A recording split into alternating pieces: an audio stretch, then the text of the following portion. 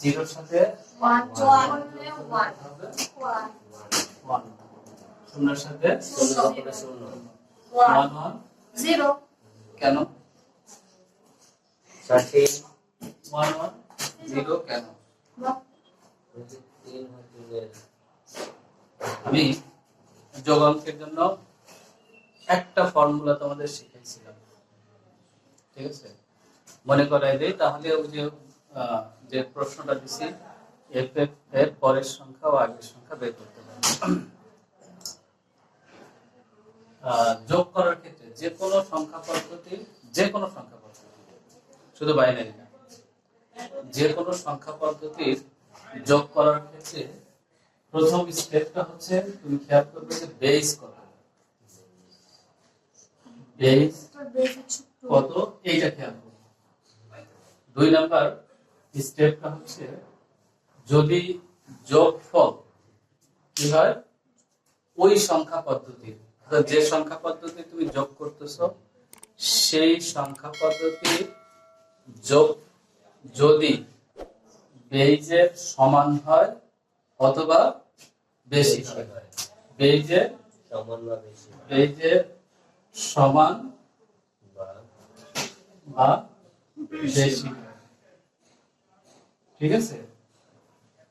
তাহলে প্রথম আমরা বেসটা জানবো, যে সংখ্যা পদ্ধতির যোগ করব সেই সংখ্যা পদ্ধতির বেসটা কি সেটা জানবো। দ্বিতীয় হচ্ছে যে যোগ করে যোগফলটা যে বেসের সমান হয় এটা বেশি হয়, সমান বা বেশি হলে ওই বেসটা বিয়োগ করব। কি করব? কি নাম্বার হচ্ছে বেস বিয়োগ করে,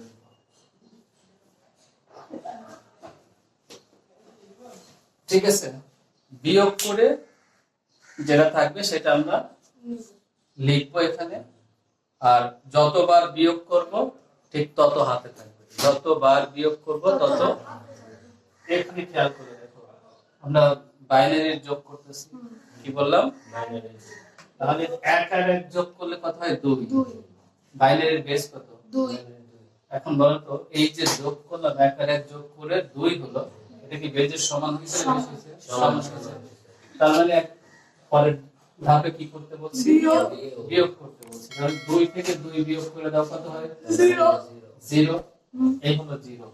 তাহলে কয়বার বিয়োগ করছি এখানে? একবার। হাতে তাহলে 1, ওই হাতের একটা পরবর্তীটার সাথে যোগ হবে। আবার তাহলে 1 আর 1 2, আবার যোগফল বেজের সমান হয়ে গেছে। তাহলে 2 থেকে 2 বিয়োগ করলে আবার 0। হাতের 1 এবার এই পাশে নিয়ে আসবো। এই পদ্ধতিতে কি করব?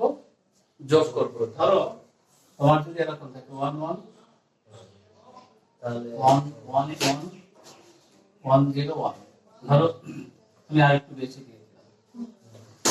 এবার খেয়াল করো 1 1 1 3 তাহলে বেস থেকে কি এবার বেশি হয়ে গেছে। তাহলে এবার বিয়োগ করে দাও, বেস 1 তাহলে এইগুলো 1 হাতে 1 আছে, 1 1 আর 1 2 আর 3 আবার 3 হয়ে গেল। বেস বিয়োগ করলে 1 1 হাতে 1। এবার 3 আর 1 4। তাহলে এবার 4 থেকে ধরো বেস বিয়োগ করে দাও 2, আবার বিয়োগ করে দাও যতক্ষণ বেজের সমান না ছোট না হয়, যতক্ষণ ছোট না হয় ততক্ষণ। তাহলে কত? 0। তাহলে এই হলো 0। কয়বার বিয়োগ করলাম? বেস থেকে ছোট বানানোর জন্য 2 বার বিয়োগ করতে হবে। হাতে 1 হাতে 2। এবার 2 আর 1 এ 3 থেকে বেস বাদ দাও, কত? 1 হাতে একবার বিয়োগ করতে হাতে। বোঝা গেছে বিয়োগটা? এর পরে আসো বাইনারি বিয়োগের পরে আমি যদি অক্টালের বিয়োগ দেখাই, যোগ দেখাই, অক্টালের যোগ, ঠিক আছে?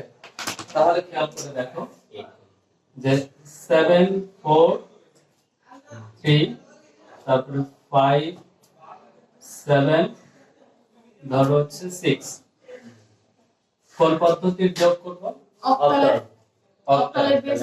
অক্টালের বেস কত? কত? 8 8। 6 আর 3 যোগ করো কত? 9। এখন বলো তো 9 কি এই বেজের সমান হয়েছে না বেশি বেশি। হয়েছে? বেশি হয়েছে, তাহলে বেসটা বিয়োগ করে দাও। 1 তাহলে এই যে 9 এর কত নামবে? 1 হাতে 1। এবার 7 আর 4 এ কত হয়? 11 আর হাতের 1 12। তাহলে 12 থেকে কত বাদ দিব? তাহলে 3। ঠিক আছে? 12 থেকে 8 বাদ দিলে কত থাকে?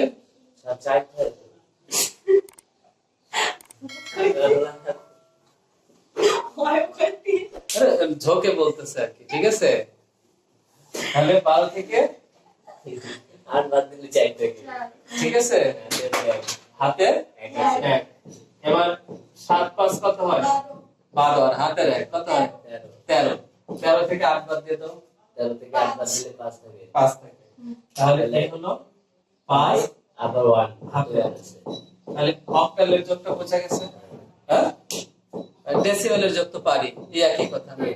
যোগফল 10 এর সমান হলে বা তার বেশি হলে যোগফল বিয়োগ করে দিতে হবে, তাই না? এবার যদি হেক্সাতে আসো, খেয়াল করো হেক্সা। হ্যাঁ, 16 কম করতে হবে, বেশি করতে পারবো না। ধরো তোমাকে বলা হলো এফ এফ, আচ্ছা এফ এফ এর পরের সংখ্যা কত? সংখ্যা দিয়ে আগের সংখ্যা দিয়ে। তুমি বলো তো, নরমালি তোমাকে যদি জিজ্ঞেস করি 25 হ্যাঁ। এর পরের সংখ্যাটা কত, 26 কেমনে বুঝলা? 25 দেওয়া আছে, 3 বড় 26 হবে। 26 কেমনে হলো? স্যার গাণিতিক সংখ্যা। পরের সংখ্যাটা আসলে বের হয় কিভাবে? পরের সংখ্যাটা বা আগের সংখ্যাটা বের হয় কিভাবে? 1 যোগ 1 যোগ আর 1 বিয়োগ। বিয়োগ। তাহলে তুমি যদি এর সাথে 1 যোগ করো তাহলে 26 হয়। তাহলে 26 হবে, আর 1 বিয়োগ করলে আর 26 হয়। 1 বিয়োগ করলে 24 হয়। 25 লিখবেন, 24 লিখবেন। 24 বিয়োগ করছে। ঠিক আছে তো? হ্যাঁ, এখন তুমি যদি এটার সাথে 1 যোগ করুন। যোগ করো, তাহলে f মানে আমরা জানি কত? 15 15। 15 আমরা হেক্সাডেসিমেলের যোগ করতেছি না? হেক্সাডেসিমেলের বেস কত? 16 16। তাহলে 15 আর 1 16। তাহলে এখন এটা বেসের সমান হয়েছে না বেশি হয়েছে? সমান। হ্যাঁ, সমান। ও আপনি 1 যোগ করলে এটা সমান হয়েছে। হেক্সাডেসিমেলের বেস হচ্ছে 16, f মানে হচ্ছে 15। তাহলে 15 এর সাথে 1 যোগ করলে 16। এবার বেসের সমান হয়ে গেছে, তাহলে বেস থেকে বেস বিয়োগ করতে হবে। তাহলে 16 থেকে 16 বিয়োগ করলে 16 বিয়োগ করলে কত হয়? 0 Zero। হাতে 1 হাতে একবার বিয়োগ করা হয়েছে, হাতে 1 থাকবে। থাকে। তাহলে এই হলো 0। সেম আবার এখানে এখানে 0 বাদ। এখানে Zero। 0। তাহলে পরের সংখ্যাটা কত? 2 পরের সংখ্যাটা কত? 100 এফ এফ এর পরের সংখ্যাটা হচ্ছে 100 100 হেক্সাডেসিমেল। আগের সংখ্যাটা কত? তাহলে আগের এক বিয়োগ সংখ্যাটা দিতে হবে। বিয়োগ করে দাও, ঠিক আছে? তার 15 মানে থেকে 1 বিয়োগ দিলে হয় নরমালি এখানে কি 15 এফ হচ্ছে 15। 15 থেকে 1 বিয়োগ করলে কত হবে? 14 থেকে 16 মানে 16 থেকে 14 বিয়োগ দিলে 2 এখানে এফ হচ্ছে 15 না, 15 থেকে 1 বিয়োগ করব 14 14 কে আমরা কি দিয়ে লিখি? 14 কে আমরা স্যার 1 4 দিয়ে লিখি। বাস কি ও 14 কে স্যার লিয়া ডি না ই ই ই তো ই হ্যাঁ ঠিক আছে ই হাতে তো নাই। আছে স্যার। আছে এক। 2 এর 14 না না না থাকবো না। কারণ ই না 14 ই। আরে অটিস্টিক 2 থাকে হাতে থাকে আছে কি? 14 থেকে আমরা 16 থেকে 14 বিয়োগ দিক থাকে 2 হাতে আছে? আছে না এক আছে সরি 2 না হাতে আছে? আর একটা আছে। হ্যাঁ 14 এর কাছে না। হাতে থাকে। আর স্যার আমার জানা মতো স্যার জানি না ওর কথা বলতে 14 ই আর এটা জানি স্যার একবার শুনুন না। তোমার বলো হাতে আছে?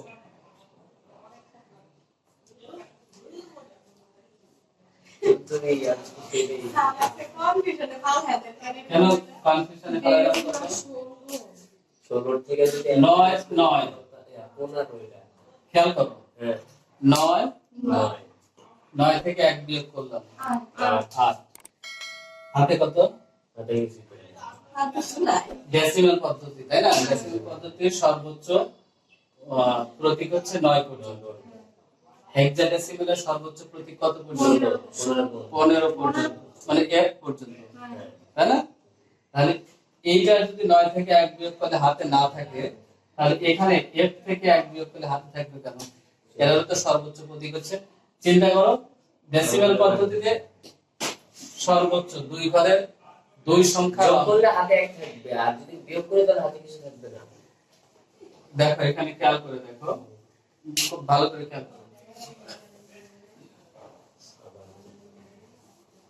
2 সংখ্যার অঙ্ক, 2 অঙ্ক বিশিষ্ট সংখ্যা, 2 অঙ্ক বিশিষ্ট সংখ্যা, বাইনারিতে সর্বোচ্চ হচ্ছে এটা। বাইনারিতে 2 অঙ্ক বিশিষ্ট সর্বোচ্চ মানে বৃহত্তম সংখ্যা হচ্ছে এইটা, আর অক্টালে হচ্ছে এইটা, ডেসিমেলে হচ্ছে এইটা, আর হেক্সাডেসিমেলে হচ্ছে এইটা। এখন বেশি দিতে পারবে না। 2 অঙ্ক বিশিষ্ট বাইনারির সর্বোচ্চ সংখ্যা এটা, অক্টালের এটা, ডেসিমেলের এটা, হেক্সাডেসিমেলের এটা। এর পরের সংখ্যাটা কত হয়? 100। এটার পরের কত? 100। এটার পরের কত? 100। এটার পরের কত? 100। এখন হয়ে গেল হচ্ছে 3 অঙ্ক বিশিষ্ট সংখ্যা। কত? 4 অঙ্ক বিশিষ্ট সংখ্যা। 1 2 3 3 অঙ্ক বিশিষ্ট 3 অঙ্ক বিশিষ্ট সংখ্যা। আচ্ছা, এটার আগের সংখ্যা তাহলে কি বললাম? f e, আর এটার আগেরটা কি হবে তাহলে? 9 এটার আগেরটা কি হবে? 7 8 এটা কত? এটার আগেরটা 10 1 0 1 2 এইটা মাইনাসের দিকে ওটা প্লাসের দিকে। কোনটা প্লাস হয়েছে? স্যার 100 প্লাস হইছে। 100 এটা প্লাস এর স্যার, প্লাস করলে 100 ইয়া বের হবে। কোনটার সাথে? স্যার 11 এর সাথে যদি 11 এর সাথে 1 যোগ করলে 100 হবে না? 77 এর সাথে 1 1 যোগ যোগ করলে করলে 100 100 হবে।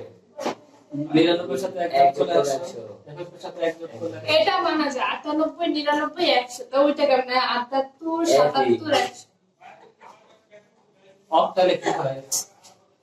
তোর অক্টালে বেস কত? এই এই 1 যোগ করো কত হয়? 7 আর 1 কত হয়? 8 8। 8 এর থেকে 8 বিয়োগ করো কত হয়? 0। আবার হাতের 1, 8 আর 7 আর 1 8, 0 কত হয়? না আমার বুঝছে স্যার আপনার বুঝছে। না মানে কি আছে? বুঝাইতেছি না, এই অক্টাল হইলেন আমরা তো পড়ে নিছি কেন 78 77 79 80 কেমন? তাহলে 4টা পদ্ধতির যোগ, বাইনারি, অক্টাল, ডেসিমাল, হেক্সাডেসিমাল। পারা যাবে যোগ অঙ্ক, নরমাল। নরমাল। এই আমি কি দেয়?